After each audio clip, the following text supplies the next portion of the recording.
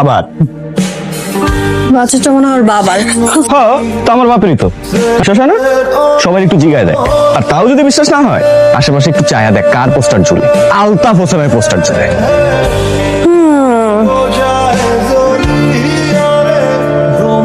এই কি রে? আরো পাত্রীর পোস্টার কেন এখনো ঝুলে? তোরা যে শুরু করছো, সামনের বার এক খালি ভোট পাবে কিনা সন্দেহ।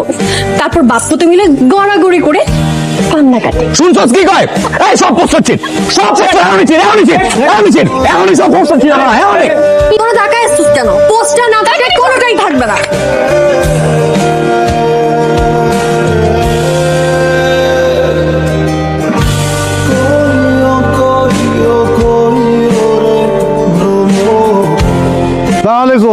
ওয়ালাইকুম আসসালাম। ব্যাপার সব তো খালি, এখনো তো কেউ আসে নাই। বসেন না, আপনি বসেন। আরে সময় জ্ঞান, টাইম লিমিট এইসব বলতে তো একটা কথা আছে না, তার এগুলো বলে লাভ কি? জি জি, আপনি বসেন, চলে আসবেন প্লিজ। পয়সা কি হবে? আসুক দেখি কতক্ষণে আসে। এটা সময় আছে তার মতন। হ্যাঁ, তাড়াতাড়ি ফোন দেন, আসতে বলেন।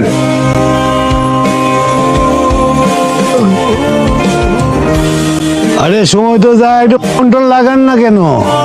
ওই তো চলে আসছে।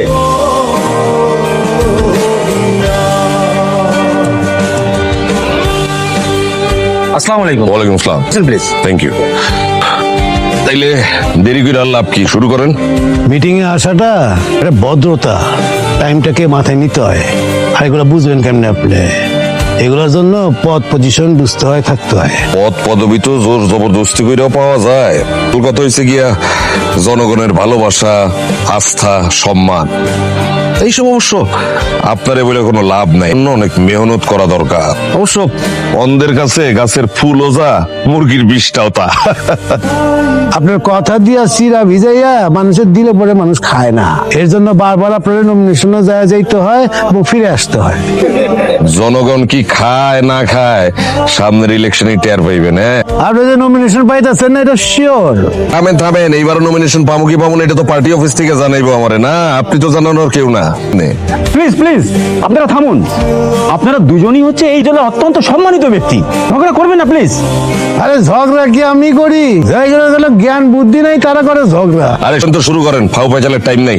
হ্যাঁ, আমি আসলে এই জমিটার ব্যাপারে সিদ্ধান্ত জানাতে এসেছি।